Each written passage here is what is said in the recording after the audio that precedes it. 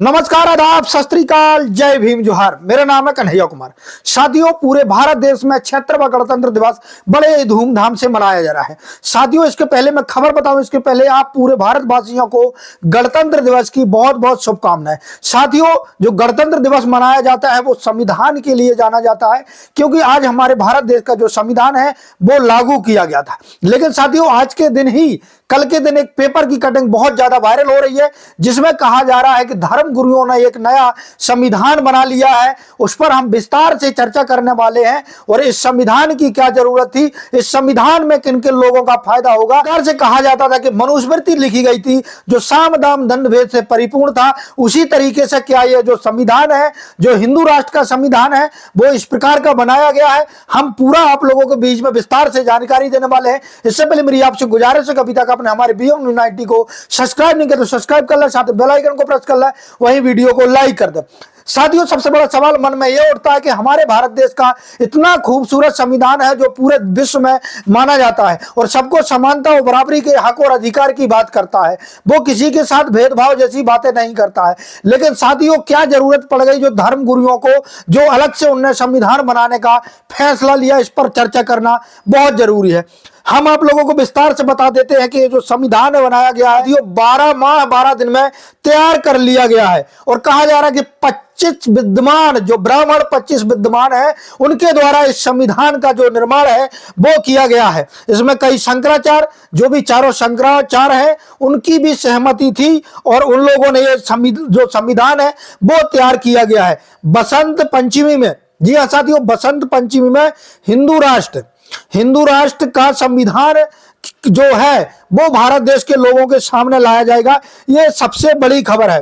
साथियों, इसमें किस प्रकार से बात कही गई है, इस संविधान में युद्ध का नेतृत्व करेंगे राष्ट्र अध्यक्ष। जो राष्ट्र का अध्यक्ष रहेगा वो जब भी युद्ध होगा उसका नेतृत्व करेंगे, पहले वो जाएंगे, साथ में उनकी सेना और जनता जाएगी। इसके अलावा लागू होगी हिंदू न्याय व्यवस्था। साथियों, ये बहुत बड़ी सोचने समझने वाली बात है और खासकर मैं बहुजन समाज के लोगों को, SC OBC समाज के लोगों को ये चीज बताना चाह रहा हूं। लागू होगी हिंदू न्याय व्यवस्था। जिस प्रकार से आपने देखा होगा कि पहले व्यवस्था लागू की गई थी, आपने देखा था कि जब मनुस्मृति का राज था, किस तरीके से जो शोषित वंचित पीड़ित समाज है, SC ST OBC समाज के लोग हैं, उन लोगों को किस तरीके से प्रताड़ित किया जाता था। उसी प्रकार से इस कहा जा रहा है कि जो ये संविधान तैयार किया गया है, इस संविधान में भी इसी प्रकार की व्यवस्था की गई है। साथियों, पूछना चाहूंगा कि भारत देश का इतना बेहतर संविधान होते हुए इस संविधान की क्या जरूरत थी, इसमें लोगों का क्या फायदा है, इस चीज को खासकर SC ST OBC समाज के लोगों को समझना है। कर्म के आधारित वर्ण व्यवस्था को दिया जाएगा विधिक रूप। साथियों, जिस प्रकार से पहले व्यवस्था की गई थी कि जो जिसका जो कर्म है उसी को वो कर्म करने दिया जाएगा, यानी आज की बात मेरी समझ लीजिए कि जिस प्रकार से शिक्षा देना और शिक्षा लेने का हक और अधिकार सिर्फ ब्राह्मण को था, हो सकता है उसी प्रकार इस संविधान में भी प्रावधान किया गया हो, जिस प्रकार से इसमें चर्चा की गई है।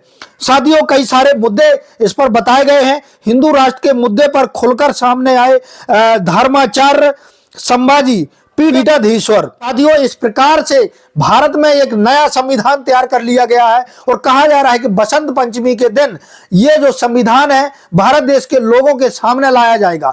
साथियों, लेकिन क्या आपको लगता है कि हमारे भारत देश के लोग इस संविधान को स्वीकार करेंगे, जो भेदभाव से परिपूर्ण होगा, जो जातिवाद की बात करेगा, जो उसी तरीके से न्याय व्यवस्था की बात करेगा जो मनुस्मृति में थी, जिस प्रकार से संविधान की बात हो रही है और जिसमें ये जो बाबा लोग हैं, जो पंडित लोग हैं, इस पर सबसे ज्यादा बढ़ चढ़ के हिस्सा ले रहे और हिंदू राष्ट्र की बात कर रहे हैं। वहीं आपने देखा कि किस प्रकार से कुंभ के मेले में एक दलित बाबा को किस तरीके से अपमानित किया गया, उनको किस तरीके से लगातार उनको प्रताड़ित करने की कोशिश की गई। ये आप समझ लीजिए कि एक छोटा सा आप लोगों के सामने उदाहरण था।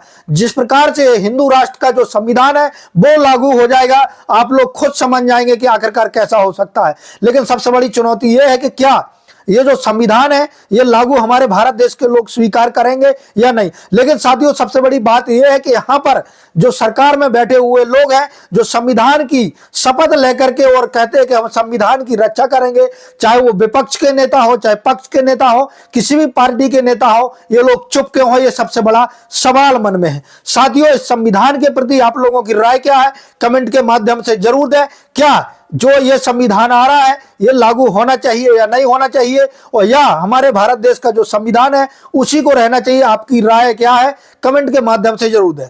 धन्यवाद।